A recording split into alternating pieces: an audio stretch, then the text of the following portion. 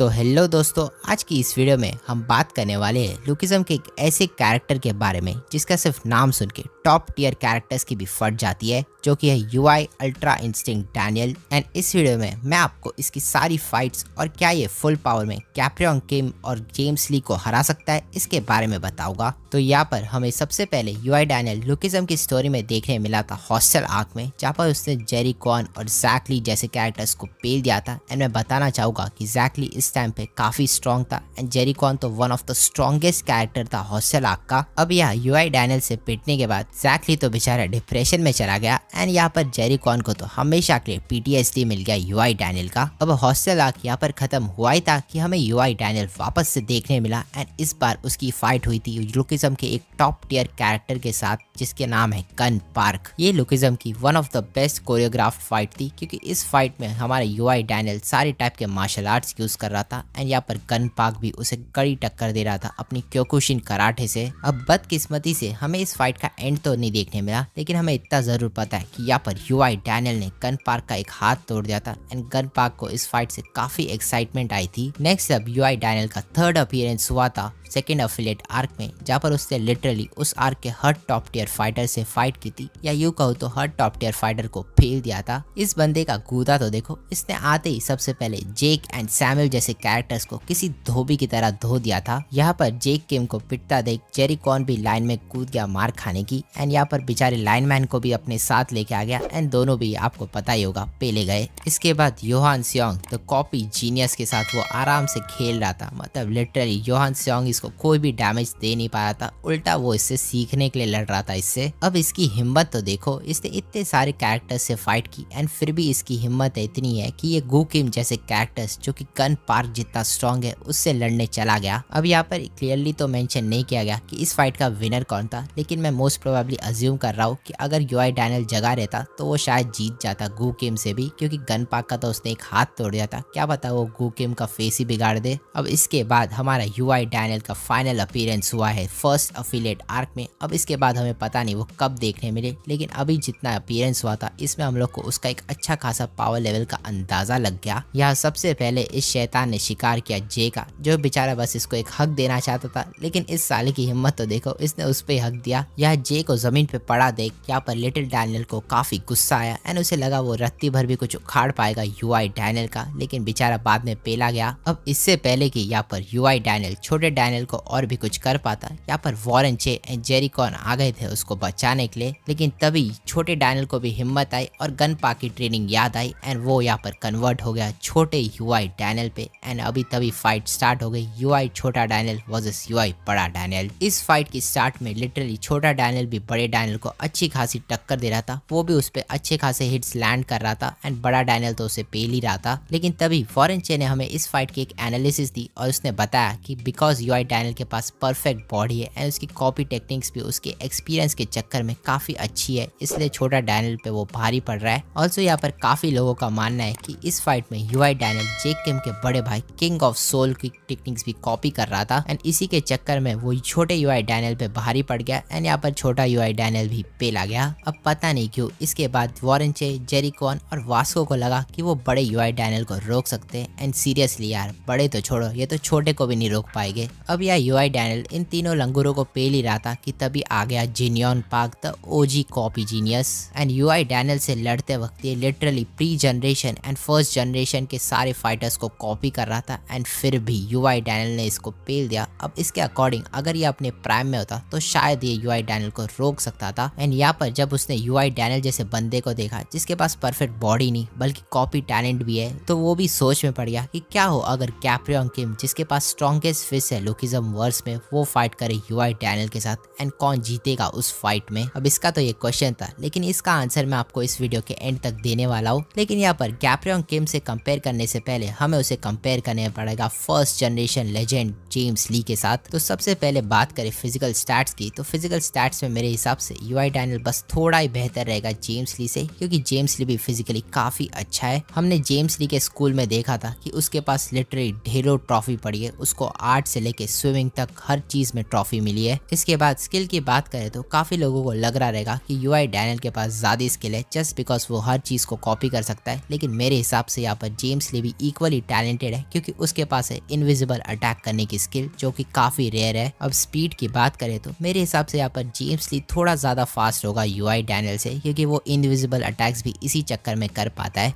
लेकिन अब बात आती है कि इस फाइट में जीतेगा कौन, तो इसका ऑब्वियस आंसर है कि यूआई डैनियल हरा देगा जेम्स ली को। एंड इसका सबसे पहला रीजन मैं देना चाहूंगा कि यूआई डैनियल परफेक्ट है एंड जेम्स ली परफेक्ट नहीं है। एंड ये काफी बड़ा रीजन है, क्योंकि अगर आपको याद होगा तो गोंगसेप जी ने बताया था कि वो ऑलमोस्ट एक अच्छा खासा काउंटर अटैक करने वाला था जेम्स ली पे, एंड ये वो इसीलिए कर पाया क्योंकि जेम्स ली अपनी ईगो में आ गया था एंड उसे लग रहा था कि वो काफी आसानी से ये फाइट जीत पाएगा। वेराज मुझे नहीं लगता यूआई डैनियल ऐसी कोई छोटी मोटी गलती करेगा। उसका सेकंड रीजन बैटल आईक्यू काफी ज्यादा है, एंड इसी चक्कर में गोंगसेप जी की जो ट्रिक जेम्स ली पे काम करी थी वो यूआई डैनियल पे काम नहीं करने वाली, क्योंकि वो बंदा लिटरली मशीन जैसे लड़ता है। अब नेक्स्ट बात करते हैं गैब्रियोन किम की, एंड ये काफी इंटरेस्टिंग कंपैरिजन होने वाला है, क्योंकि जिनयोंग पार्क जिसको यूआई डैनियल के बारे में पता था कि इसके पास परफेक्ट बॉडी भी है एंड कॉपी स्किल भी है, स्टिल उसने गैब्रियोन किम से उसे कंपेयर किया। इसका मतलब गैब्रियोन किम भी कुछ कम नहीं है। सबसे पहले मुझे यहाँ पर लगता है कि गैब्रियोन किम के जो अटैक्स होने वाले ये यूआई डैनियल के अटैक से ज्यादा ताकतवर होने वाले, एंड सिर्फ यूआई डैनियल ही नहीं, मुझे लगता है वो लुकिज्म के स्ट्रॉन्गेस्ट फिजिकल अटैक्स होने वाले हैं, क्योंकि इस बंदे को लिटरली टाइटल ही मिला था गैब्रियोन किम द फिस्ट के नाम से। ऑल्सो यहाँ पर जिनयोंग पार्क ने भी बोला था, जो कि कॉपी जीनियस है लुकिज्म का, उसने खुद ही एडमिट किया था कि वो गैब्रियोन किम के 3 से ज्यादा अटैक्स कॉपी नहीं कर पाएगा। अगर उसने किए तो उसके बॉडी टूट जाएगी, एंड इसका ये मतलब है कि गैब्रियोन किम फिजिकली भी काफी ज्यादा स्ट्रॉन्ग है, जिसके चक्कर में वो इतने ज्यादा स्ट्रॉन्ग पंचेस लैंड कर पाता है अपने अपोनेंट्स पे।